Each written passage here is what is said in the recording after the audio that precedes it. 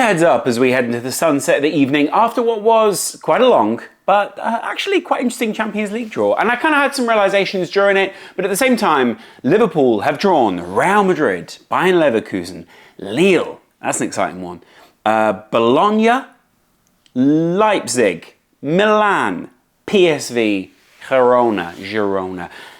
It's a pretty tough draw. At the time, I remember taking a deep intake of breath. My phone vibrated quite a lot because a few friends went, ooh, tough one. A couple of people in groups going, that is probably the toughest draw so far. I think there are probably a couple of smaller teams who are equally struggling with their draw, but there's a lot of tough sides in there. I mean, it's also why you play the Champions League. It's completely why we do the Champions League. Why do the Champions League if you're not going to play some of these champions? Why do the Champions League if you're not going to play Real Madrid, Leverkusen? That's two champions in there. Lille, obviously AC Milan are a big side, and I think all of them are technically proficient, fast sides that are going to want to play really intense football and frankly take a scalp off Liverpool. How does that make me feel? Well, first of all, I'm actually semi-grateful / semi-ungrateful. Obviously, I miss the old group stages. Everyone's going to miss the old group stages. That is now a classic format. But the changed format is interesting, and it means that we don't get the boring home leg, boring away leg matchup, and therefore they will get more variation in the Champions League. Of course, it also means that we are going to get a little bit more in terms of variation.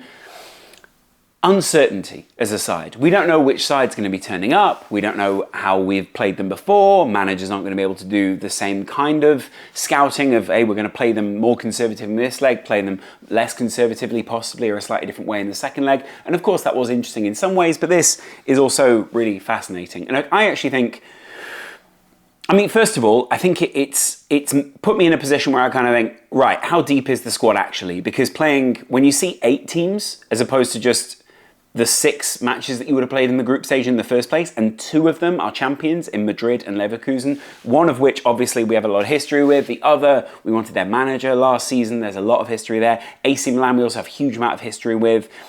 Leipzig, I've actually seen Leipzig live, really impressive side in the Champions League. I've seen them play in Europe 3 times now, weirdly, like maybe I shouldn't have. And every time, annoyingly technically proficient, annoyingly intense, annoyingly counter-attacking, kind of like, go on then, we'll play a tactical game. Annoying. Bologna, obviously, no one's going to have overriding feelings apart from people who either are Bolognese, and that wasn't a joke, and equally people who know more about Syria. I mean, I know that they're a good team, but they're not one of the premier sides within this listing. Obviously, PSG are one of the more famous teams. Lille, the side very much on the up, and Girona, it's basically like playing a proxy of Man City. So, fun for us. Maybe they've been slightly weakened in the off-season, but we'll see how they start early in this season. It's an interesting one, isn't it, guys? Like, I'm excited because I think it shows where we're at. I think it shows how we feel as a side about ourselves, but also how other sides feel about this new Klopp-less Liverpool. The fact that we've got these games at home, Madrid, Leverkusen, Lille, Bologna, and these games away, which is actually quite fun.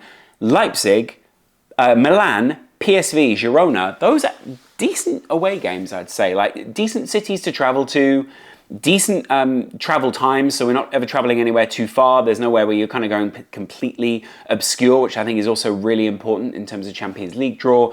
And at the same time, having Madrid at Anfield, having Leverkusen at Anfield is interesting. And I'm going to tell you why in a second. First of all, playing teams at home is very different to playing teams away. You take your dedicated away fans, those guys will chant throughout the game, no matter what. I've seen Liverpool lose to Napoli, I've seen Liverpool lose or draw to Toulouse last season. I've been to these games. I've stood in those away sections, I've also stood in some of the home sections of the opposition clubs. People see Liverpool as a big scalp. They see someone like Liverpool and they go, we need to take these guys down. We should up our game this evening. The fans get excited for a European tie like that. But then when you can bring them back home, there are twofold with this. First of all, Madrid at Anfield. Done special things at Anfield before, but equally, Liverpool have done special things against Madrid. And I think there is a very much mentality to punch up against these guys. These are not actually the order of the fixtures either. We will find those out on Saturday. But Madrid, Leverkusen, Lille, Bologna, not terrible. But just have to darken down. What I think is interesting in particular about it is the order in which we're going to play these guys. Will Madrid be one of the first ones, or are we going to leave those guys until slightly later? Is it better to play Madrid early and get them out of the way, or is it better to play them later when actually we can here's the thing. Play a combination of like some of the weaker, there's no weak sides in the Champions League, but the smaller sides where you would feel that it is more of an achievable success against those teams.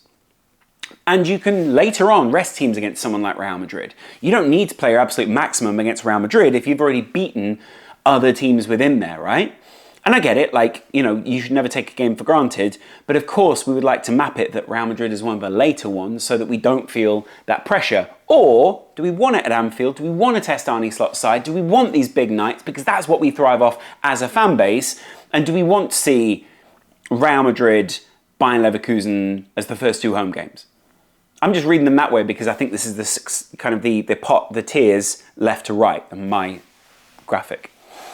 So again, if you lose against those guys at Anfield, that can actually be quite deflating as a fan base. It can undermine some confidence. If you do it away, it's kind of harder for the team to then, you know, we go back to Anfield and Anfield's like, hey, welcome back. It's kind of, it's all right, don't worry about it. You lost away, but we weren't there. We didn't experience that directly with you, so it's not all that terrible. Whereas if it happens at Anfield, it feels a little more real.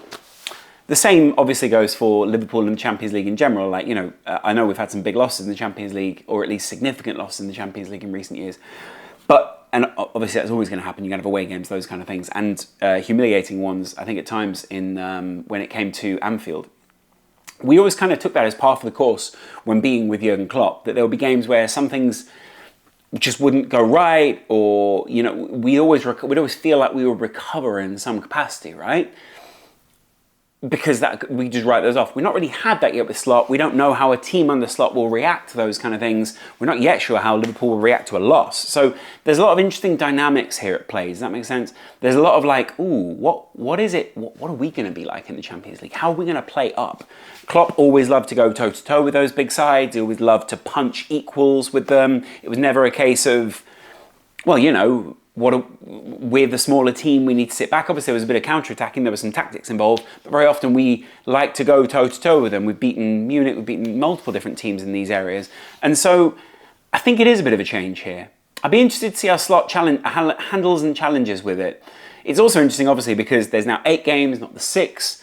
There's also this idea of obviously that we need to manage these fixtures. That's quite a lot of intense games in there. I think emotionally, Real Madrid's an intense game, Leverkusen is an intense game, Milan's an intense game. And, you know, I could probably list all these teams. Leipzig is a team that you worry is a banana skin, the same for PSG and the same for the other 3 the smaller pot teams. I don't think it's the worst draw. I think it probably is a bad, in terms of difficulty, it is a pretty difficult bad draw. But actually I kind of like it. I want these big sides, man. I just want Madrid. I want Leverkusen. I kind of wanted another English team there, but you can't do that, can you? But I think actually what I would say overall is, especially when it comes down to Champions League, you know, format and stuff, it looks easier to fix this way. Not that I want to start conspiracy theories, it just looks that way. We'll talk about that more on a podcast. Let me know in the comments below what you guys think. I think that's a very approachable, winnable set of games. Under Slot, obviously I've got to try and be confident. I am relatively confident under Slot now. But that's, in terms of difficult sides, that's 1, 2, 3, 4, 5. I'd say 6 difficult teams and 2 that I would say if we don't beat them, I'd be disappointed instantly. The other ones I'd say, oh, you know, maybe they did something on the night, this kind of thing. Let me know what you guys think in the comments below. Obviously, I'm not taking anyone for granted. Obviously, I'm excited to see Liverpool in the Champions League. Champions League's back, format has changed. That draw slightly made me realise we need maybe 1 or 2 more signings, but it also made me realise why we signed someone like Chiesa. God, that's exciting. 2 Liverpool videos coming up tomorrow. Chiesa and a preview of the Manchester United game. I love you guys. I'll chat to you in a little while. Patreon, and of course, there is a Discord down there. Go take a look, and I'll see you in a little while. Much love. Bye.